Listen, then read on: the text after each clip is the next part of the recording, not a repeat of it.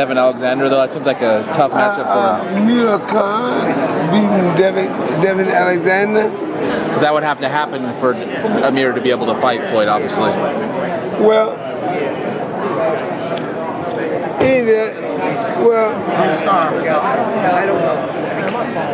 don't you want, I tell you this right here. Do you want to get paid better?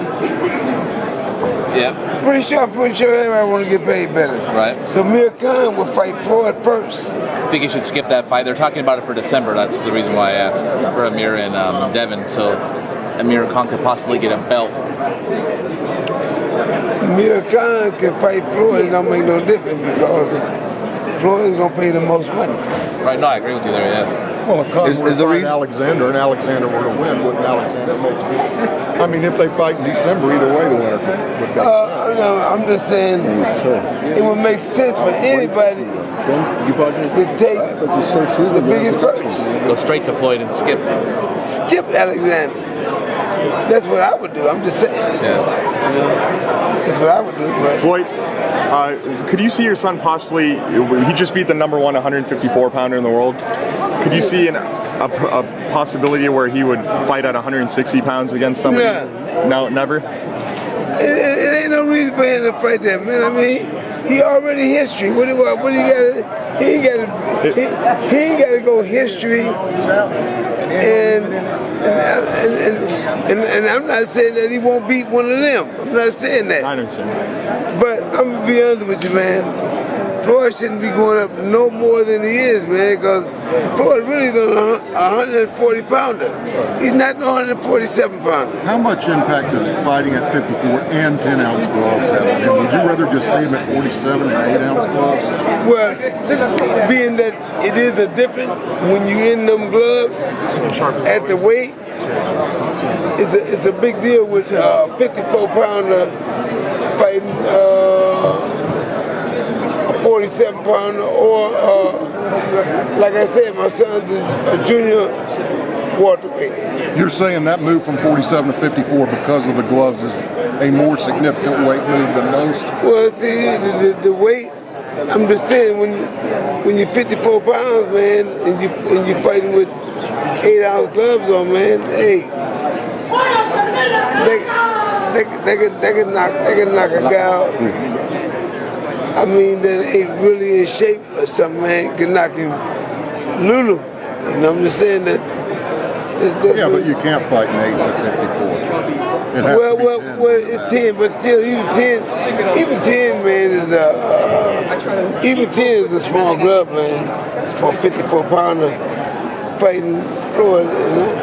You know, I didn't really want Floyd to fight at.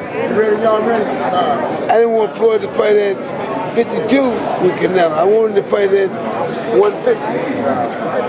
And 150 was, to me, 150 to me was stretching it because I was still giving him 3 pounds. Were you taking measures in training camp? It looked to me like the several training sessions I went through that you were taking serious measures to try and protect his right hand and limit the impact that he was having on his hands in training camp. Can you kind of take us through that a little bit? Oh yeah, we I kept talking to him about his hand, and they kept doing a lot of therapy on his hand, and he had enough time really to get his hand well from one fight to the next. And he told me his hand felt real good. And I told him, let's do it then. And he told me the hand was good. So I asked him today before he fought, and he said everything's good. Was it that much of a concern? And that you would ask him on the day of the fight? Kind of indicates you got to remember when it started getting close to the fight, I wasn't around Floyd. You know, when it was a round fight, I would be there a couple of days or something. I still asked him about his hands, but you know, like I said, I was moving around, Floyd was moving around because he started learning how to take breaks. Like I told him, you ain't got to train all the way up to the fight, get hit. You know, you got to take a break, man, in between, man, and let your body rejuvenate back to where you can be strong. So that's what you've been doing now. Floyd, you might have been asked this question already, but what impressed you most about your son's performance tonight?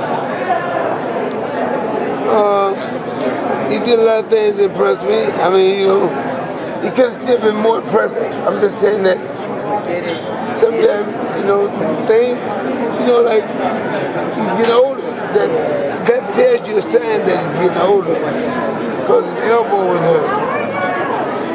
These things hurt, your hands get hurt.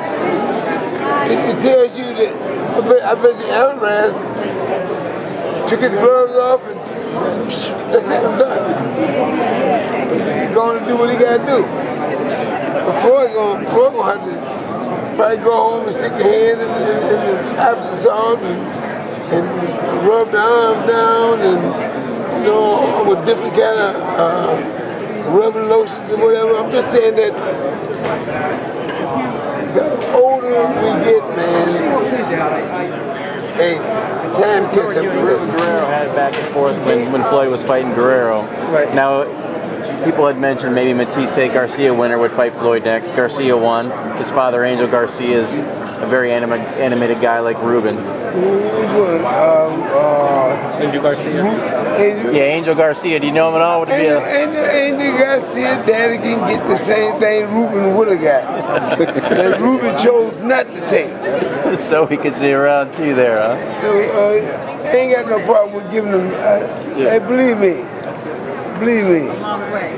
I would knock Ruben daddy out just like I was gonna knock Garez daddy out. And I was talking to Jeff, your brother, a little earlier. He said, yeah, if that fight actually got made, there might actually be a fight this time between you and I guarantee you, all I'm gonna do is let him take the first swing at me, and when he miss, oh my,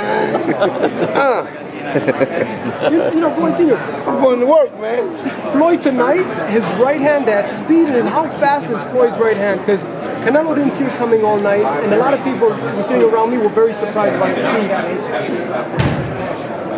Well, all the people that know, the daddy knew. So I always say the best for last, you know how I say. So one thing about my son, he did a very, very good job, and this time he didn't stay off a whole year. A few months, came back and took a fight, and you can see how sharp he can get. If he came back and took another fight, before long he'd be sharper than what he is now. At what age did you put gloves in his crib? At what age did you get him in the boxing? Was he 1 year old, 2 years old? 1 year old? Yeah. Did you know back then that he would become arguably the I told everybody, nobody would hit me. Nobody would hit me. What would you tell him? I told him all the time. I push him in the stroller. I tell everybody, I said, look, my son's gonna be the best in the world. Everybody, man. Tell you about no babies gonna be the best in the world. Hey, look here. I used to go up in the bars with my son in the stroller. I used to go up in the bars and drink my little sodas and my orange juice and stuff like that. You know, and I was telling all them about it. About my son, and I used to walk my son down Division Street. Then me and my son ended up running down Division Street. I used to stroll him down Division 9. We just run down Division Street. That was the main street in Grand Rapids. So what would you tell now to all the doubters, the people who 28 years ago, 30 years ago, 34 years ago doubted you, and now your son is the king of boxing? Well, now all of them, even after that, a lot of them passed since then. But a lot of them know, a lot of them live to see what I was talking about. If you didn't get into boxing and you started for the Mayweather family, what would Floyd be today? So what would you be? What would Roger be if there was no boxing in the Mayweather family? Shit, all of them wouldn't be nowhere. It'd be a prize and bums.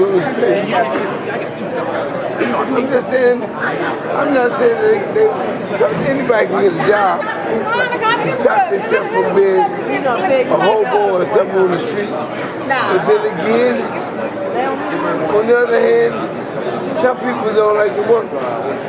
And some of them will just go out there and lay down, wait for a cigarette, somebody bring them a cigarette or a broken cigarette or something. Put it in the face, the ways that they don't have time to wait. Any rhyme for this win? Any rhyme for the win? You have rhymes. I say the other poem's clear as day. I'm gonna say a poem one more time for you so you can get it and get it good now. Okay. Floyd, man to me, if you wanna get beat, he's back. It's amazing. Ain't no jive. Floyd comes alive. With moves and grooves and dance friends. You fools better recognize who's the man. You guys don't want to fight, even though you came here tonight. But your pocket's looking tight, so it's forcing you to fight. We know you're mad, sad, talk a lot of trash. Come tonight, you'll be flat on your ass. When Floyd breaks his jaw, it'll take time to recoup. And when the hit man finishes, you be sucking on soup. Your hands can't hit what your eyes can't see. If you keep talking shit, I make him cut it to 3. Because he's the man with the man that's going to make the plan to put you in your pants. So don't be shocked if you get stopped. A combination galore. Look real close, Doc. I think the last shot put Canelo on the floor. Nice question, Floyd. Yeah. Danny Garcia, everybody's talking about him being the next opponent. What do you think of him? How do you see a fight with him and Floyd if it happens in May next year? Danny Garcia, he just won tonight against Lucas Matisse, and they're saying he might fight your son next. How do you see that fight? What do you think of him as a fighter? You want it or not? When you want to start digging his grave? You know, you already know what's going to happen to him. You know him from burying men underground? Huh? Do I know burying men underground? You know about burying men underground? A little bit. All right, just start digging the grave, man. We know where you're going. It's easy work? Oh, man, too easy. Look at I'm going to tell you one thing. What the guy can't fight at all. Can I ask you one more off topic a little bit? Oh, yeah.